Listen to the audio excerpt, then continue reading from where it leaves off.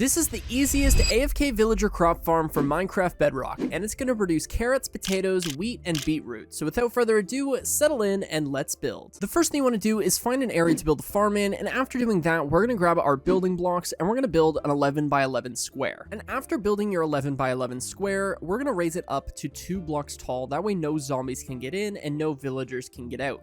It's important to note that this farm needs to be built at least 150 blocks away from all other villages, villagers, villager breeders, and iron farms, and especially iron farms, because if you build this near your iron farm, there's a very good chance that it is going to break your iron farm, and that would be very unfortunate. So make sure that this is, again, 150 blocks away from all other villagers. The next thing we have to do is find the center of our farm, so 1, 2, 3, 4, 5, and then we're going to count again, 1, 2, 3, 4, 5. Right here, we're going to place down a composter. We're going to come out by the diagonals by 1, and break this second block like so.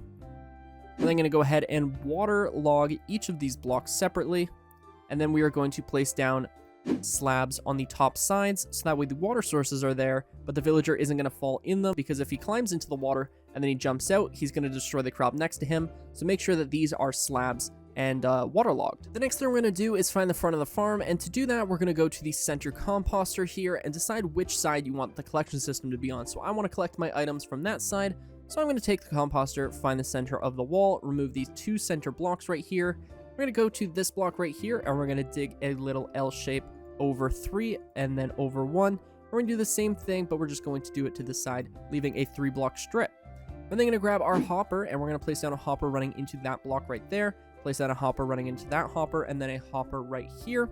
Then we're going to go ahead and remove these 2 blocks and place down a double chest. From here, you can go ahead and place down a slab and a slab. Place down a temporary block above that slab with a rail. And then place down your minecart hopper. Go ahead and break the temporary block. The minecart hopper is going to fall. Make sure the pig doesn't get in the way. Actually, I guess it doesn't really matter. No, my minecart hopper. All right, place down your minecart hopper again.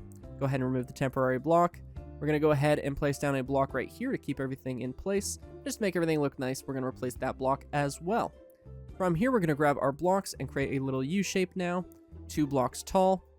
And then on the front here, we are going to place down a trapdoor on the bottom half of this second block. So not on the top half of this block, but on the bottom half of the second block. Once you've made sure of that, we can now go ahead and till all of our soil. Just grab your hoe, and we're going to run around and till all of this soil.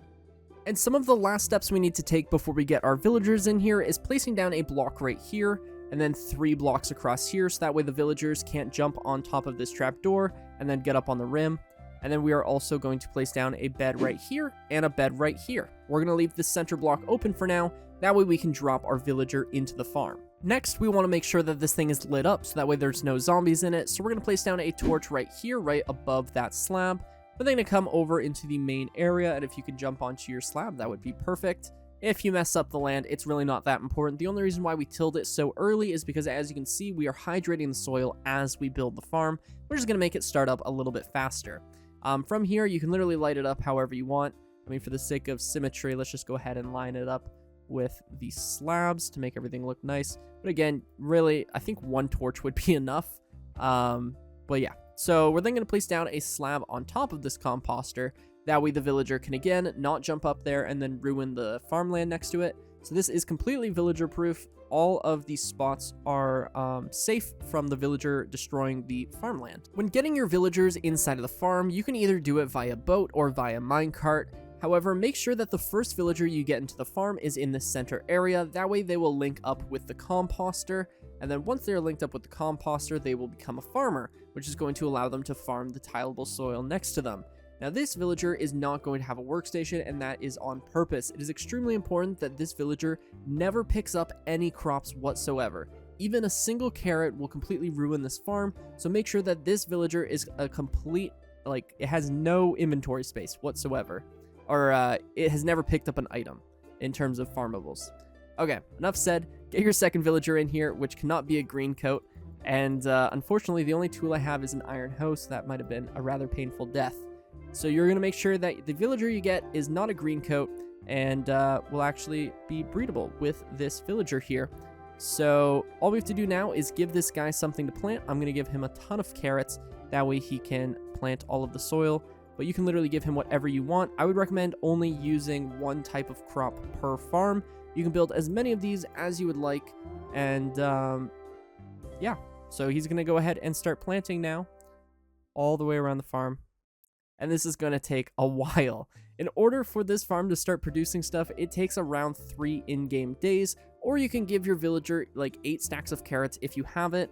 If that is a possibility, that way he is immediately going to trade. And in fact, I would recommend just helping out this villager plant the field if you can. But again, yes, giving your villager enough stuff, so 8 stacks of items, will make it so that he will not only plant this, but he will basically immediately start showing signs that the farm is working. If, however, you only have like enough carrots to fill the farm, it's going to take about 3 days for him to harvest everything, fill up his inventory, and then he's going to start sharing with the other villager. And yeah, so I'm just going to go ahead and give him some more carrots. That way we can go ahead and speed this thing up so I can show you it working in action. Guys, I think I broke him. He's having a seizure. Oh, I think this is what happens when his inventory is maxed out, actually, because I just picked up, he had a stack. It's like if I throw him one more. Yeah, I don't know.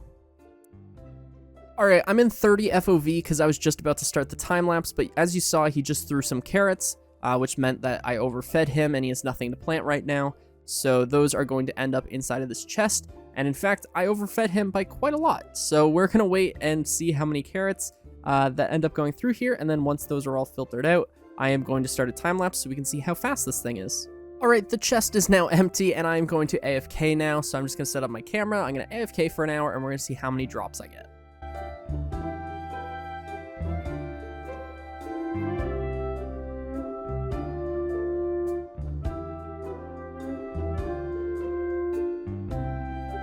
It has now been just over an hour, but keep in mind for the first 30 minutes or so, there was very little activity going on because none of the carrots were like even remotely grown, and then he started actually harvesting them. So within that latter half of the hour, we were able to get just about 5 stacks of carrots, and if we multiply that by 2, because again, it was about 30 minutes with nothing going on, that would be 10 stacks of carrots every single hour, which is absolutely awesome. That is a lot of carrots. Alright, that's going to do it for today's video. I hope you guys enjoyed this one. If you did, then be sure to subscribe and leave a like. My name is 1UpMC. This world is available for download on my website, so if you want to download it, go ahead and check it out.